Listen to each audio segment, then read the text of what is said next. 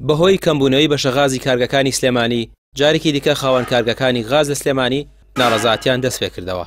ئەوان دەڵێن ئەو غازەی لە سنووری سلێمانی هەیە گەندەڵی تێدا دەکرێت و دەفرۆشرێت، بەشێکیشی بە بازرگانی دەفرۆشرێت و نادرێت بە کارگەکانی غاز. ئەوە ژوای کردووە قەیرانی غاز لە سلێمانی دروست بێت.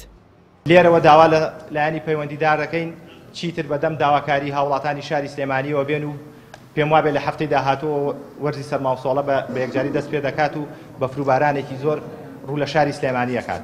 ئێمە بە نووسراوی 21/2018 کە وەزارەتی سامانە سروشتیەکان کردوێتی بۆ پڕکردنەوەی پێداویستی دانیشتوانی شاری سلێمانی پێویستیمان بە 280 تەن غاز هەبووە، بەڵام فەرقەکەی دەکاتە ئێستا کە ساڵی 2023 نزیکی 6 ساڵە ئێمە لەبری ئەوەی کە پێویستمان بە 400 تەن غازە ئێستا 234 تەن غازمان بەدەستەگات.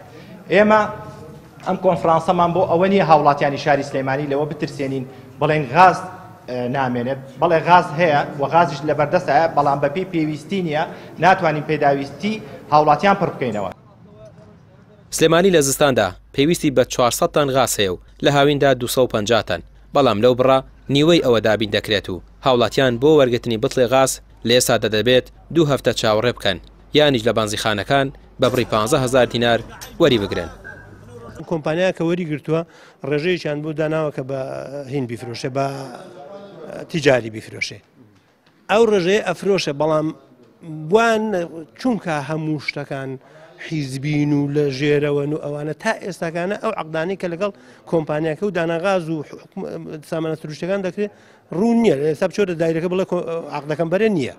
عقدەکە دیاری کراوە مەسەلەن سلێمانی مانگانە چەندتەن، بەڵام کێشەکە لەوەیدایە ئەوانەی کە عقدەکان بۆ ئەو کۆمپانیا دەکەن هەموو خەڵکی مستەفیدن، هەموو کۆمەڵی خەڵکن، هەموو بازرگانی دزن. ئەگەر دز نەبن مەسەلەن لە هاوینە سلێمانی پێویستی بە 250 تەنە، بەڵام دەستانە پێویستی بە 400 تەنە دەبێ وابێ، دەبێت بەپی وەرزەکانی ساڵ ڕێژەکە بگۆڕێ. بەڵ ئەمان وا ناکەن. هاوین چەندیان داوە ئێستا ژەوەندادەن. طبیعی سەرفیاتی ئێرە سەرفیاتی ئێستا لەگەڵ هاوین دوو بەرابەرە. دوای ئەوە مەسەلەن چونکە پارەکە لە هەموو لایەکەوە تەلەفی لێ دەبێت. پێشتر بەشێک لە پەرلەمانتاران ئاشکرایان کرد هۆکاری کەمبوونەوەی غاز ئەوەیە هەرێم بە وڵاتانی دراوسەی دەفرۆشێت، پێویستی ناخۆ پڕ ناکاتەوە و بازرگانی پێوە دەکرێت. ئەوە ژوای کردووە قەیرانی غاز بچێتە پاڵ قەیرانی نەبوونی نەوت و کارەبا. ڕامیا عوسمان، کەناڵی پێیام، سلێمانی.